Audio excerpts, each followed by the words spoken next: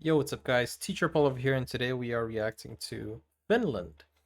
I have reacted to the history of Finland, the animated history of Finland, and today we are reacting to the geography of Finland. So, geography now.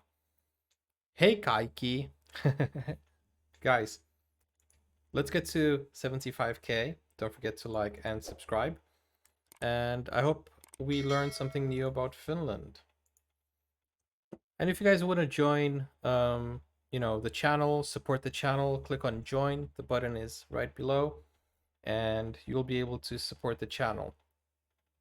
And let's go. Let's do this. Ah, Finland.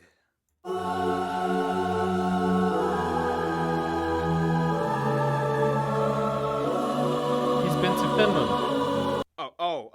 Let's talk about this place that I totally have no preconceived biases towards. It's time to learn geography. Now! Hey everybody, I'm your host Barbie. Welcome to the dark sheep of Northern Europe. All the other Nordic countries are like la la la la la la, while Finland is like we'll get into the heavy metal thing in a bit. Okay. But first, speaking of heavy metal, I reacted to a band called Dark Side from Finland. They were in the Eurovision, and it was pretty nice, pretty cool performance. Was the band called Dark Side, or was the song called Dark Side? Okay, now I'm confused. But Dark Side from Finland. now just remember, Finland is Nordic, but don't call it Scandinavian. There's a huge difference. That title only belongs to Sweden, Denmark, and Norway. First of all, Finland is located in Northern Europe, lying on the Gulf of Finland and the Gulf of Bothnia, east of all that Scandinavian stuff. To the west, Okay. they border Sweden on the Torne River, or the Tornionjoki, until it reaches the tri-point border with Norway at the three-country Cairnstone. And to the east, they border big ol' Russia with another tri-point border with Norway that looks like this. The country is divided into 19 regions, or maakunta, with the autonomous region that we'll talk about a little bit later, and the capital of Helsinki, located in the south on the Gulf of Helsinki. Finland, which is also the second most northern capital in the world after Reykjavik, Iceland. The country also owns about 180,000 islands, the highest concentration of which found in the Baltic off the coast in the Åland archipelago. Keep in mind, parts of Finland also lie within the Arctic Circle. That's how far up north they are. And the three busiest airports are Helsinki, Oulu, and Rovaniemi. Now, my favorite part, territorial anomalies! First I love the name Helsinki, especially because of Money Heist. La Casa de Papel. There's a character called Helsinki.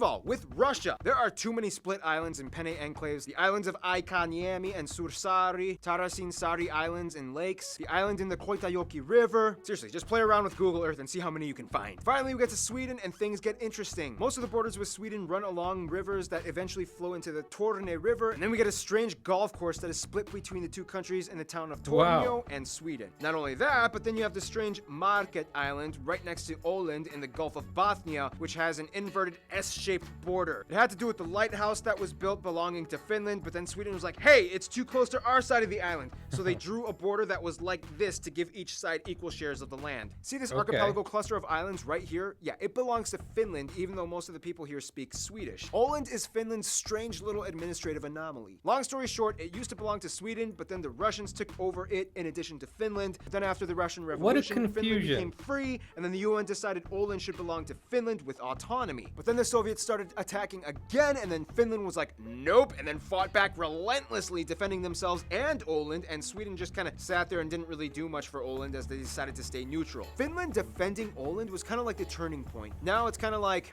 Åland, come back to me! Look, Sweden, we had some great times, but you kind of really didn't do much for me when things got crazy. I mean, Finland defended me, okay? And he treats me well, okay? His tax incentives are great. It's time to move on. It's not me. It's you. Åland. Also, Finland kind of threatened that if Åland was ceded back to Sweden, they would demand the Tornio Valley. Now, before the whole Soviet thing, Finland operated the regions of Karelia, Sala, Kusamo, Petsamo, and some extra islands in the Gulf. After the wars with the Soviets, these regions were all ceded back to Russia, effectively cutting off their access to the Arctic Ocean. Very quickly, some notable sites and landmarks would have to be the old castles like Savonlinna, Hämeenlinna, Olavinlinna, and the most renowned Suomenlinna. You can probably guess what Linna means by now. Rovaniemi is otherwise known as the home of Santa Claus, where you can go reindeer sledding. Inari Lahti and Ivalo is where you can get a real Sami traditional cultural experience. Of course, Helsinki is the epicenter of Finnish architecture and culture, with landmarks such as the Tampeli Aukia Church excavated into a rock, Mannerheim Street, the busiest road with all the shops and austere post-Soviet influenced blocky colonnaded buildings, or the iconic Helsinki Cathedral. Now those are all great, but Finland isn't really much of a tight metropolitan type of country. They love their space and have quite a bunch of it. Let's see what lies outside these cities, shall we? Now, if you want me to make this simple, some would argue that Finland is the best winter wonderland in the world. I mean, Canada's cool, but they have too many bears, and Iceland is too explodey, and Russia is too cold. Seriously though, the land is generally flat except in the north by the border with Norway, in which the highest mountain can be found, Mount Halti, although the peak is in Norway. However, in 2017, Norway plans to give Finland the peak for their 100th anniversary of independence from the Soviets. Finland is just wonderfully crisp and refreshing, usually ranking in the top 3 countries in the world with the cleanest air quality. This is partially because Finland is almost 80% covered in forest, one of the highest concentrations per square kilometer in the world, only behind countries like Gabon and Suriname. This makes Finland the largest producer of wood in the EU and one of the top in the world. Not only that, but Finland has about 188,000 lakes, most heavily concentrated in lakeland, and in addition to lakes, about 10% of the country is comprised of all water bodies like rivers, ponds, and streams. When mixed with the land, this makes about 1/3 of the country home to swamps and bogs, making it the highest wetland proportion country in Europe and disputably the world. Maybe, but our floods are crazier. Fittingly, the name for swamp in Finnish is suo, and the word for Finland is suomi. I mean, technically, they also have like 9 other words for swamp, like rame, neva, leto, luhta, laiteko, appa, paisa, yanka, and korpi. And they love these swamps. One Finnish pastime is jumping in the mud, sometimes naked, and either playing soccer or wrestling. The landscape of Finland is shaped that way because imagine what happens when you crush something under a heavy glacier for a really long time, and then after the glacier melts, you're left with pockety erosion and mineral residue all over. Not only that, but Finland is experiencing a post-glacial rebound in which the land is steadily rising along the coast of the Gulf of Bothnia. Every year, Finland gains about 7 square kilometers and is technically rising out of the sea. The longest river is the Kemijoki that passes through Lapland and reaches the Gulf of Bothnia. And the So basically, the Netherlands is sinking, and Finland is emerging. Interesting.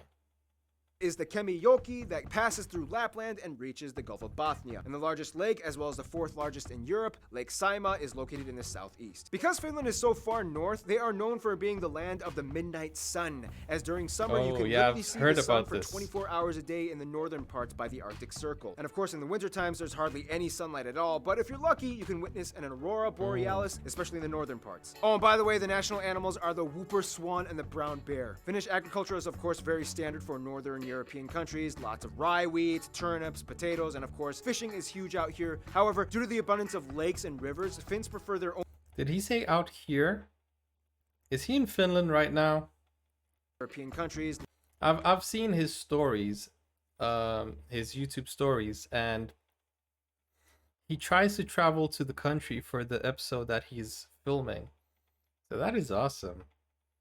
I think he's in Finland right now, filming this. All of his background is always black anyways. Lots of rye wheat, turnips, potatoes, and of course, fishing is huge out here. However, due to the abundance of lakes and rivers, Finns prefer their own domestic freshwater fish like perch, zander, and miuku as opposed to the sea fish. Speaking of which, coming to Finland, chances are you will eventually try reindeer meat in some shape or form, whether in stew or grilled. In Lapland, you might even find bear on the menu. You can try mami, a pudding made of rye, and of course, every Finn will make every visitor try this strong, salty salmiakki. They love salmiakki so much that they made it into an ice cream, and it's so good, and I'm so mad they don't sell it in my hometown. All right, in the wintertime, they build ice hotels, and there's like this cool waterfall in the Paratisi Kuru area in the Uru Kekkonen National Park. Okay, let's talk about Finnish people. Okay, if you go to Finland, you will most likely experience a rather intense yet intriguing social construct. First of all, the country has about 5.5 million people and is the most sparsely populated country in the EU. The country is about 90% ethnically Finnish, about 6% are Swedish, and the rest is made up of everything else under the sun like Russians, Estonians, Asians, and Africans. They use the euro as currency, they use the type CEF outlets, and they drive on the right side of the road. Of course, the Finnish people speak the Finnish language, which is arguably one of the hardest languages on earth to learn. Conjugation is a This is something I'm very interested in. Let me pause. And English grammar is a little kitty cat. Sweden, It's a kitty cat with a tongue. You know, cheeky kitty cat. Dutch is a fierce kitty cat. Spanish is that a leopard? Italian grammar.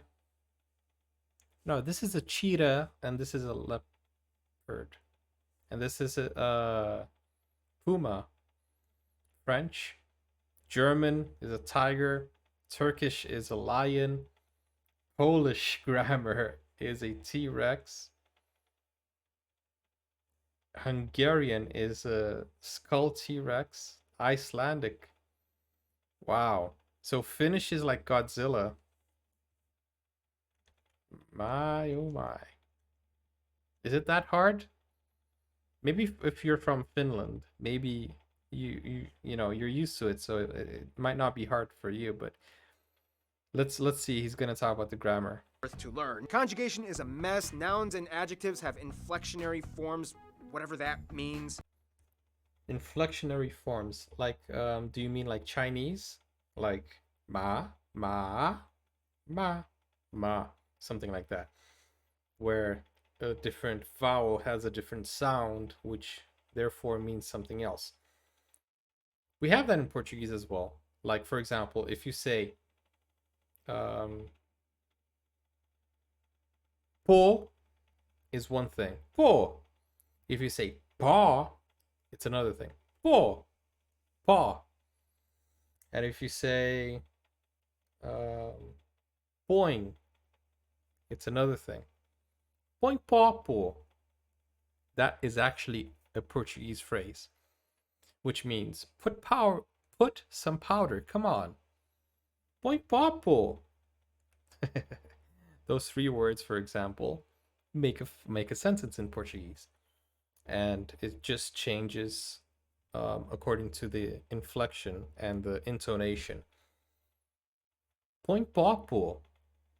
So, for example, if the coffee is not too strong, I can look at you and say, "Come on, put some more powder," and I would say that. Põe papo. Po. Po is like, come on, in Portuguese, Brazilian Portuguese. Põe papo. Funny, huh? Interesting. But that grammar looks so crazy. The diagram that he's showing. Let me show you in the bigger screen. Pretty insane.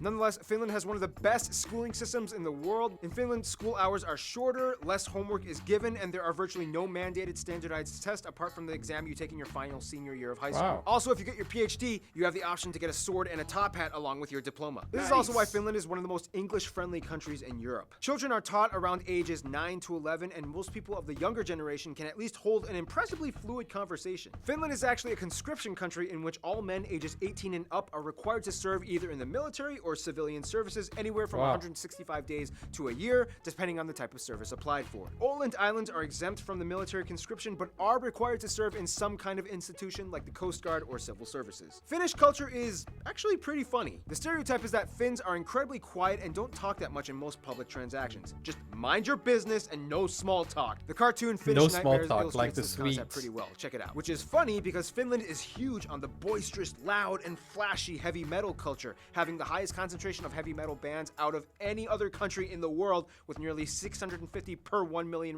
Nightwish. residents. Finns also invented Wait, what was the second band?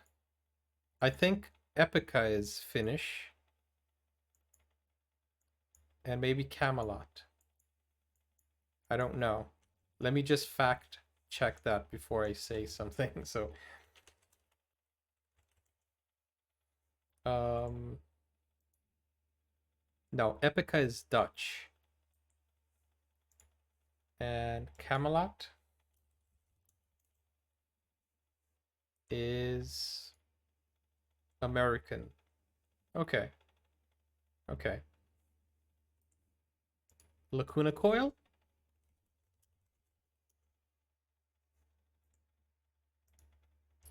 Is... Why won't it tell me where it's Italian? Okay. I don't know a lot about heavy metal, do I? boisterous, loud, and flashy heavy metal culture, having the highest concentration of heavy metal bands out of any other country in the world, with nearly 650 per 1 million residents. Finns also invented the wife carrying competition, in which a man must carry either his wife or girlfriend, or any girl that agrees to get tossed around in an obstacle course, and the winner gets the women's weight in beer. It's very strategic, because if you want to win, you might want to carry a lighter wife, but if you want more beer, you better do your squats, bro. Now, if you must know one thing about Finnish culture, you have to know about sauna. The Finns invented the sauna. Most homes, hotels, and apartments have a sauna built into them. They actually had a sauna competition at one point, but then a Russian guy died and they had to kind of cancel it. Overall, though, Finns are kind of brought up in a mindset known as sisu. It's kind of hard to explain the exact definition of it, but it kind of means something like guts or determination and never giving up, which really helped them along the fight with the Soviets. Sisu is to Finland what Jantaloen is to Denmark. There are so many other things I wish we could talk about, but we're running out of time.